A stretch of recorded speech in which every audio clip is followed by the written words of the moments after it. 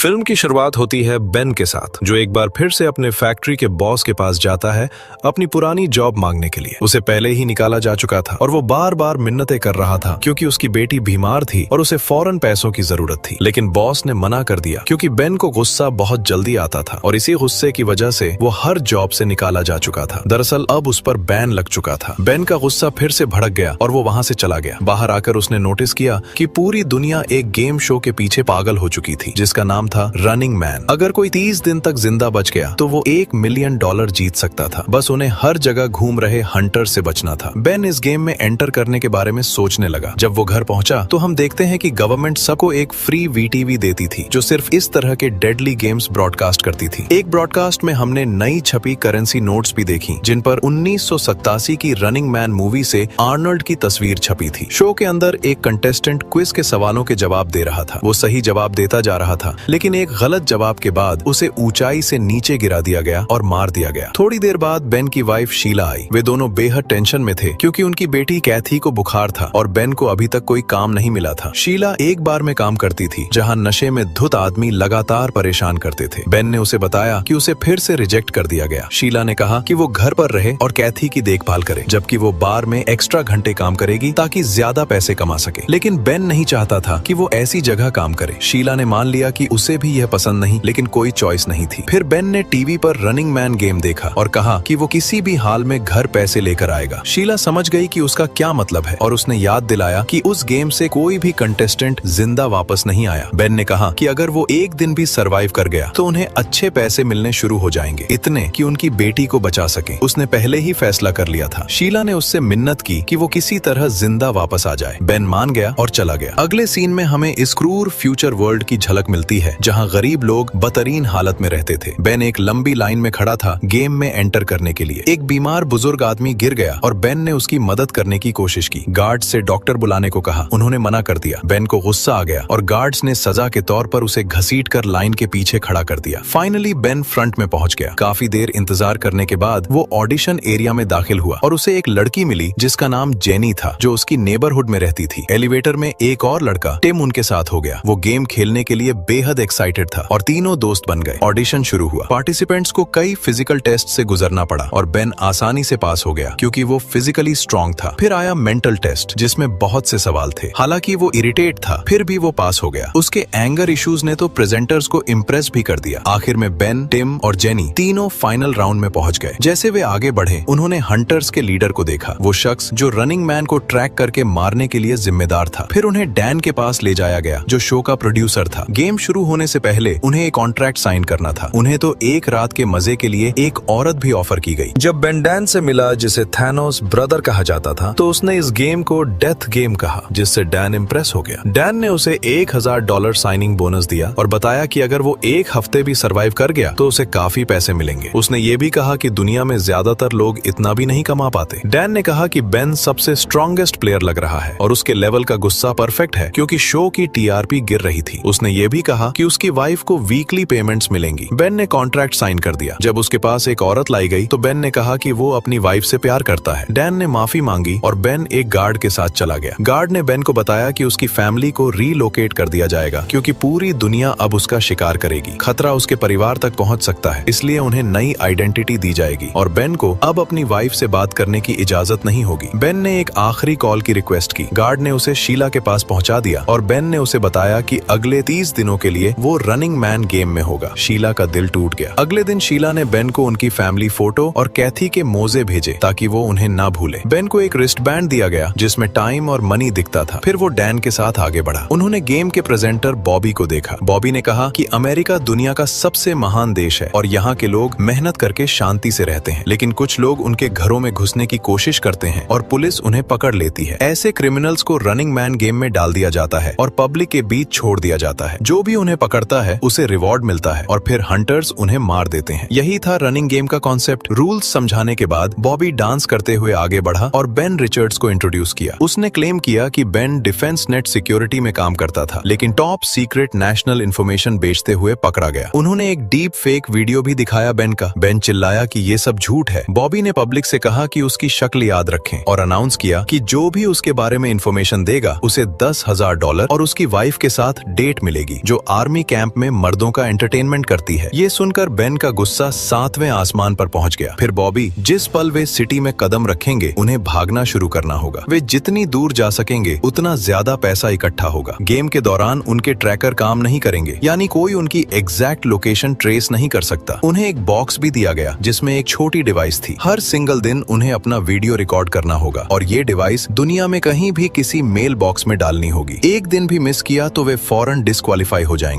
एक और रूल था कि वे जितने ज्यादा दिन जिंदा रहेंगे वे पूरे $1 मिलियन प्राइस के उतने करीब पहुंचेंगे। अगले सीन में हम बेन को जेनी और टिम के साथ देखते हैं। हंटर्स, जिनका काम सिर्फ कंटेस्टेंट्स को ट्रैक करके मारना था, उन्हें भी इंट्रोड्यूस किया गया और उनका लीडर सबसे डेडली था। तीनों कंटेस्टेंट्स को एक बड़े मेटल कंटेनर के ऊपर रखा गया और फिर हर एक अलग अलग चोट से स्लाइड करके सिटी के अलग अलग हिस्सों में भेज दिया गया। बेन एक बिल्डिंग के बाहर लैंड हुआ जहां उसने क्लीन कपड़े और सप्लाईज देखी जो उसका इंतजार कर रही थी। उसने उन्हें उठाया और एक टैक्सी में बैठ गया। ड्राइवर ने उसे फौरन पहचान लिया लेकिन रिपोर्ट नहीं किया। कहा कि वो एंटरटेनमेंट के लिए लोगों को मारने को सपोर्ट नहीं करता। इस वजह से बेन सेफली भाग निकला। बेन फिर एक अबैंडन बिल्डिंग में पहुंचा। वो बेसमेंट में गया जहां उसे एक आदमी मिला जिसका नाम मॉली था, जो इल्लीगल चीजें बनाता था। मॉली बेन का पुराना दोस्त था। बेन को देखकर वो घबरा गया क्योंकि रनिंग मैन कंटेस्टेंट की मदद करना उसे खतरे में डाल सकता था। बेन ने उससे भागने में मदद की मिन्नत की। आखिरकार मॉली मान गया और कहा कि वो बेन के लिए फेक पासपोर्ट बनाएगा। अगर बेन किसी दूसरे देश में 30 दिन छुप गया तो वो सच में सरवाइव कर सकता है। बेन मान गया। मॉली ने उसका मेकओवर किया, नई फोटोज ली और फेक पासपोर्ट तैयार किया। ये सब शीला और कैथी की खातिर। बेन ने अलविदा कहा और निकल गया। वो एयरपोर्ट पर पहुंचा बेहद नर्वस होकर। उसने अपने डॉक्यूमेंट सबमिट किए और न्यूयॉर्क का टिकट अप्रूव हो गया। वहां पहुंचकर बेन एक होटल में चेक इन हुआ। हंटर्स को मिसलीड करने के लिए उसने एक अलग होटल रूम में जाने का दिखावा किया और अपना वीडियो रिकॉर्ड किया। उसने डिवाइस मेल बॉक्स में डाली और फिर अपने असली रूम में लौट आया। छुपकर टीवी शोज देखते हुए अपने अगले स्टेप्स की प्लानिंग की। उधर हंटर्स ने मॉली को पकड़ लिया। उन्होंने उसे बेरहमी से टॉर्चर किया। आखिरकार दर्द की वजह से मॉली टूट गया और इन्फॉर्मेशन दे दी। बेन को एक नाइटमेयर के जरिए ये महसूस हुआ जिसमें उसने खुद को न्यूयॉर्क में मरते हुए देखा। ये सपना उसे बुरी तरह हिला गया। बेन ने गेम शो फिर से ऑन किया। उसी वक्त हंटर्स ने टिम को कैजुअली शॉपिंग करते हुए कैप लगाकर ढूंढ लिया। उन्होंने उसे फौरन मार दिया। बेन अपसेट हो गया और समझ गया कि वो उस जगह नहीं रह सकता जो मॉली ने रेकमेंड की थी, क्योंकि मॉली टॉर्चर के तहत सब कुछ एक्सपोज कर सकता था। इसलिए बेन वहां से निकला और बोस्टन चला गया। उसने एक गंदा सा रन डाउन होटल रूम किराए पर लिया जहां कोई उसे ढूंढने की सोच भी नहीं सकता था। अंदर उसे एक जंकी का स्टैश मिला जो ड्रग्स से भरा हुआ था और यहाँ तक कि एक ग्रेनेड भी था। फिर उसने ड्रग्स लेना शुरू किया। विंडो के पास बैठकर नीचे से गुजर रहे रैंडम लोगों का मजाक उड़ाने लगा। यूं उसका दूसरा दिन गुजर गया। फिर पब्लिक वॉशरूम जाते वक्त उसे बाहर से आवाजें सुनाई दी। हंटर्स उसे ढूंढ चुके थे। वो छुप गया जब वे उसके रूम की तरफ बढ़े। बेन बाथरूम में घुस गया। भागने का कोई रास्ता नहीं था, इसलिए उसने एक आंच का टुकड़ा तोड़कर मेकशिफ्ट स्पीयर बनाई। वो टेरेस पर चढ़ गया और एक रस्सी के सहारे अपने रूम की विंडो की तरफ नीचे उतरने लगा। उसने अपने हाथ पर टॉवल लपेटा, विंडो तोड़ी और अंदर चढ़ गया। शोर की वजह से हंटर्स अलर्ट हो गए। बेन ने जल्दी से अपना सारा सामान बैग में भरा। टीवी अनाउंसमेंट हुई कि गार्ड्स ने उसके रूम को लोकेट कर लिया है। गन शॉट्स फायर हुए। बेन रस्सी के सहारे फिर से नीचे उतरा और किसी और आदमी के रूम में गिर गया। एक ड्रोन ने उसे स्पॉट किया और रिकॉर्डिंग शुरू करने की कोशिश की, लेकिन बेन ने उसे पकड़कर बंद कर दिया। वो फॉल्टी एलिवेटर की तरफ भागा। हंटर्स उसके पीछे पहुंच गए। बेन ने ग्रेनेड एलिवेटर में फेंक दिया। हंटर्स के लीडर ने उसे एलिवेटर की छत पर फेंक दिया, ठीक विस्फोट होने से पहले। धमाके ने बेन को बेसमेंट स्टोरेज एरिया में गिरा दिया। गार्ड्स ने बाहर से फायर किया और टॉक्सिक गैस बेसमेंट में घुसने लगी। चूहे एक टनल के जरिए भागे। बेन ने उनका पीछा किया। एक बड़ा एक्सप्लोजन हुआ जिसमें हंटर्स मारे गए और होटल उड़ गया। बेन सीवर के पानी से बाहर निकला। उसने अपना अगला वीडियो मैसेज रिकॉर्ड किया जिसमें कहा, BKL, मैं अभी भी जिंदा हूँ। फिर वो ड्रेनेज पाइप से बाहर रेंग कर निकला। एक छोटे लड़के ने उसे देख लिया। बेन को लगा कि लड़का उसे ऑफिशियल्स को रिपोर्ट करेगा, लेकिन लड़के ने कहा कि वो मदद करना चाहता है और अपने भाई ब्रैड को बुलाने दौड़ा। ब्रैड एक रेबल निकला जो गवर्नमेंट के खिलाफ था। वो बेन की मदद करना चाहता था। उसने डेली वीडियो डिवाइस अपने छोटे भाई मैट को दी और उसे मेल बॉक्स में डालने को कहा। मैट उसे लेकर निकल गया। ब्रैड बेन को वापस घर ले गया। ब्रैड के घर में हम उसकी माँ, छोटे भाई मैट और एक छोटे बच्चे से मिलते हैं जो कैंसर से लड़ रहा था। फैमिली ट्रीटमेंट का इंतजाम करने की कोशिश कर रही थी। ब्रैड ने बेन की तारीफ की क्योंकि गेम ऑफिशियल्स अब भी उसे ट्रेस नहीं कर पाए थे। बेन ने अपनी फैमिली की मुश्किलें उनके साथ शेयर की। ब्रैड ने उसे अपना ऑनलाइन व्लॉग चैनल दिखाया जहां वो रनिंग मैन गेम और पिछले कंटेस्टेंट्स का एनालिसिस करता था। उसने समझाया कि ज्यादातर प्लेयर्स पकड़े जाते हैं क्योंकि वे पब्लिक में नॉर्मल लोगों की तरह घूमते हैं। सिर्फ क्लेवर लोग पूरी तरह छुपे रहते हैं, जिससे उन्हें पकड़ना लगभग नामुमकिन हो जाता है। ब्रैड को यकीन था कि बेन पहला कंटेस्टेंट हो सकता है जो वाकई जीत सकता है। अब तक किसी भी प्लेयर शेर ने सबसे लंबे 29 दिन सरवाइव किए थे। उस सर्वाइवर के बारे में हम बाद में जानेंगे। बेन ब्रैड की फैमिली के साथ रहने लगा। एक दिन ब्रैड ने समझाया कि गवर्नमेंट ये डेडली गेम्स सिर्फ गरीबों को टॉर्चर करने के लिए चलाती है। उसे यकीन था कि बच्चों की बीमारियां भी गवर्नमेंट के एक्शन से जुड़ी हैं। बेन के अगले डेली वीडियो में उसने कहा कि गवर्नमेंट को बच्चों की परवाह नहीं और गेम ऑफिशियल्स उनके साथ मिलकर काम करते हैं। उसने क्लेम किया कि वे गरीब लोगों को डेडली एंटरटेनमेंट शोज में फोर्स करते हैं और पब्लिक से ऐसे वायलेंट कंटेंट देखना बंद करने की अपील की। उस रात बॉबी ने बेन का BKLIM स्टिल अलाइव वाला वीडियो एयर किया। ब्रैड की पूरी फैमिली देख रही थी, लेकिन फिर बॉबी ने होटल एक्सप्लोजन में मारे गए हंटर्स दिखाए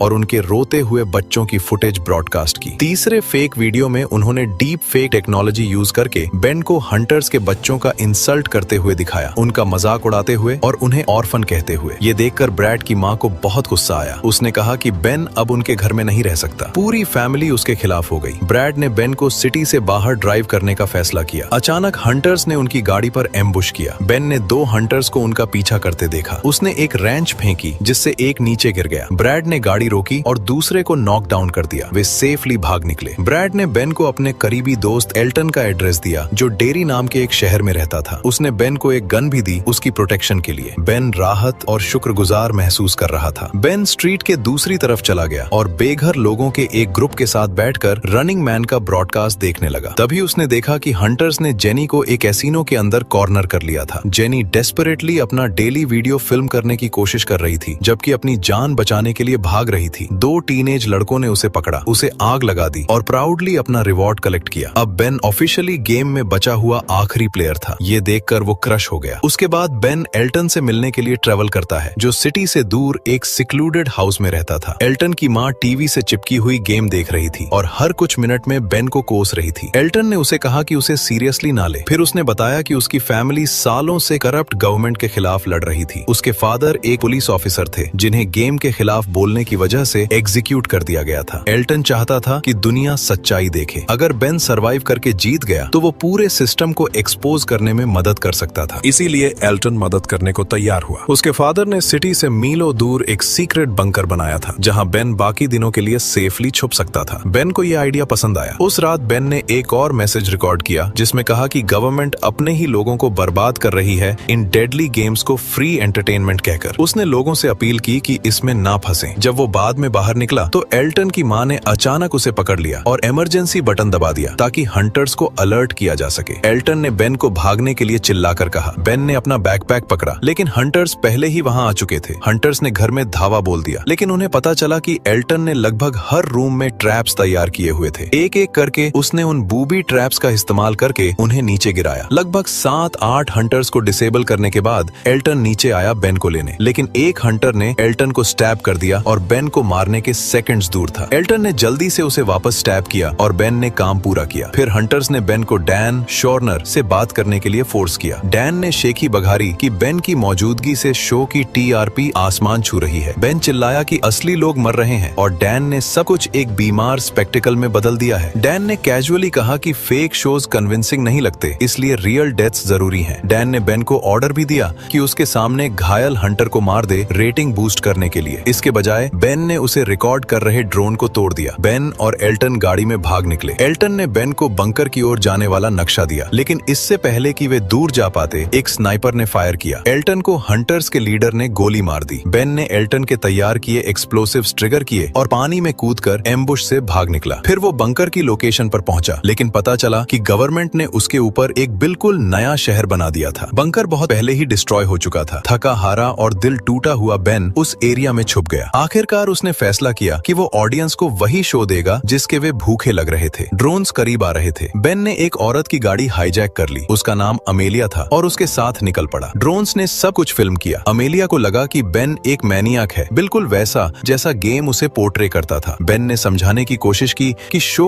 उसके बारे में सच्चाई को ट्विस्ट करता है। उसने अपनी फैमिली के बारे में खोला, लेकिन इससे पहले कि वे आगे बात करते, क्रिमिनल्स के एक ग्रुप ने रोड ब्लॉक किया, बेन को रिवॉर्ड मनी के लिए कैप्चर करने की प्लानिंग करते हुए। लेकिन क्योंकि इससे TRP बर्बाद होती, ड्रोन्स ने उन्हें मार दिया और उनके ट्रक को भी उड़ा दिया। बेन फाइनली समझ गया कि शो कैसे सब कुछ मैनिपुलेट करता है। उसने अमेलिया को एक गन दी और उससे उस पर भरोसा करने की मिन्नत की। एक पल बाद ड्रोन्स ने अनाउंस किया कि बेन ने अमेलिया को किडनैप कर लिया है। बेन ने उसे बताया कि पसंद हो या ना हो वो अब गेम का हिस्सा है, वे अभी दोनों को नहीं मारेंगे। अमेलिया बाहर निकली और ड्रोन्स को समझाने की कोशिश की कि वो हॉस्टेज नहीं है, लेकिन शो ने उसके स्टेटमेंट को डीप फेक से रिप्लेस कर दिया, उसे रोते और मदद मांगते हुए दिखाया। अब वे दोनों कंटेस्टेंट बन चुके थे। आगे हंटर्स की एक पूरी टुकड़ी नजर आई। बेन को एहसास हुआ कि वे उसे अभी नहीं मारेंगे, वो रेटिंग्स के लिए बहुत वैल्यूएबल था। अब तक वो कई दिन सरवाइव कर चुका था और फैन फेवरेट बन चुका था। आखिरकार बेन हंटर्स के लीडर से भिड़ा और क्लेम किया कि उसने अपने शरीर पर एक मैसिव बम बांध रखा है और अगर वे करीब आए तो सब कुछ उड़ जाएगा। अगर वे ऐसा नहीं चाहते तो उसे और अमेलिया को कनाडा जाने के लिए एक प्लेन चाहिए। डैन मान गया और अमेलिया को फाइनली दिखा कि बेन वो मॉन्स्टर नहीं जो टीवी पर दिखाया जाता था। वे प्लेन में चढ़े। बेन ने लीडर को फोर्स किया कि अपना मास्क उतारे वरना वो बम फोड़ देगा। लीडर ने कंप्लाई किया और बेन शॉक्ड रह गया ये देखकर कि वो एरिक था, वो कंटेस्टेंट जो सीजन 1 में 29 दिन सरवाइव किया था और बाद में हंटर बन गया। प्लेन के अंदर बेन को एहसास हुआ कि पायलट असल में हंटर्स थे, लेकिन वो ये भी जानता था कि डैन उसे नहीं मारेगा, अभी नहीं। प्लेन ने टेक ऑफ किया। एरिक ने उससे कहा कि फ्लाइट एंजॉय करे क्योंकि उसकी जिंदगी बदलने वाली है। डैन बेन से बात करने लगा। बेन गुस्से में था कि डैन ने हंटर्स को पायलट बनाकर रखा, उसने फिर से सब कुछ उड़ाने की धमकी दी। डैन ने शांति से जवाब दिया कि उन्होंने पहले ही उसे स्कैन कर लिया था जब वो बोर्ड हुआ, उसके पास कोई बम नहीं था। एरिक ने बेन को गन पॉइंट पर पकड़ लिया, लेकिन डैन ने दूसरे हंटर्स को ऑर्डर दिया कि उसे रोकें और उन्होंने एरिक की वेपन रिमूव कर दी। डैन हंसा और बेन से कहा कि उसने शो को नई हाइट्स पर पहुंचा दिया है। उसने बेन को एक ऑफर दिया, हंटर बन जाओ। 1 मिलियन की बजाय बेन को हर सीजन 5 मिलियन मिलेंगे, लेकिन उसे प्लेयर्स को मारना होगा। उसका पहला टास्क प्लेन में मौजूद हर हंटर को मार दो। बेन ने मना कर दिया। डैन ने फिर धमकी दी कि वो कैथी और शीला को मार देगा। बेन गुस्से से पागल हो गया। डैन ने ऑर्डर दिया और शो ने उनकी मौत की खबर लाइव ब्रॉडकास्ट की। कैथी ने जिद की कि ये फेक हो सकता है, इसलिए उसने ब्रॉडकास्ट ऑन किया। उसमें बेन की लोकेशन दिखी और अनाउंस किया गया कि उसकी फैमिली को लाइव मर्डर किया गया और बेन के सरवाइव करने का एकमात्र तरीका है हंटर्स को मारना। बेन का दिमाग खराब हो गया। हंटर्स उस पर झपटे। बेन ने वापसी की, उन सबको मारा और एयरक्राफ्ट को डैमेज कर दिया। फिर एरिक ने उस पर अटैक किया एक ब्रूटल फाइट में और लगभग उसे मार ही डाला। आखिरकार बेन ने एरिक का पैराशूट खोल दिया जिससे वो एयरक्राफ्ट की विंडो में फंस गया। उसने एरिक को स्टैब किया और मार दिया। बेन ने अमेलिया से कहा कि सिर्फ एक पैराशूट बचा है और उसने जिद की कि अमेलिया उसे ले ले। अमेलिया जंप कर गई। बेन कॉकपिट में गया और डैन से आखिरी बार बात की। डैन ने उसे फिर से हंटर पोजीशन ऑफर की। बेन ने मना कर दिया। उसने अपनी फैमिली को मरते देख लिया था और पब्लिक अब उसके सपोर्ट में थी। बेन लाइव हो गया और सच्चाई एक्सपोज की कि उसकी फैमिली को मर्डर किया गया। डीप फेक्स का इस्तेमाल सब कुछ मैनिपुलेट करने के लिए किया गया और गेम गरीब लोगों की जिंदगियां बर्बाद करता है। डैन ने फौरन ब्रॉडकास्ट कट किया और इसे डीप फेक से रिप्लेस कर दिया। दिखाया कि बेन प्लेन को स्टूडियो बिल्डिंग में क्रैश करने की प्लानिंग कर रहा है। उसने बेन को ताना मारा कि क्या उसने वाकई उसकी फैमिली को मारा। फिर कहा कि इससे कोई फर्क नहीं पड़ता क्योंकि वो वैसे भी मरने वाला है। डैन ने रिमोटली प्लेन हाईजैक किया और उसे बिल्डिंग की तरफ डायरेक्ट कर दिया। बेन गुस्से से भरा हुआ था। इम्पैक्ट होने से ठीक पहले एक मिसाइल ने एयरक्राफ्ट को मिड एयर में हिट किया, उसे डिस्ट्रॉय कर दिया और बिल्डिंग को बचा लिया। जल्द ही ब्रैड ने एक वीडियो रिलीज किया पूरे सीजन को एनालाइज करते हुए, हर झूठ, हर फेक डेथ, हर डीप फेक को एक्सपोज करते हुए जो गेम ने यूज किए थे। पब्लिक शो के खिलाफ हो गई। फुटेज ने यह भी सजेस्ट किया कि बेन शायद सरवाइव कर गया। एस्केप पॉड को जलते प्लेन से गिरते देखा गया। 2 दिन बाद कैथी और शीला को नई आइडेंटिटीज के तहत शॉपिंग करते दिखाया गया। कैशियर ने मेंशन किया कि किसी ने कैथी के मोजे लिए हैं। शीला बाहर गई और बेन जिंदा वहां खड़ा था। अगला सीजन जल्दी शुरू होने वाला था, लेकिन अब पूरी क्राउड बेन को सपोर्ट कर रही थी और शो बंद करवाना चाहती थी। बॉबी ने होस्ट करने से मना कर दिया। डैन ने उसे गन से धमकाया,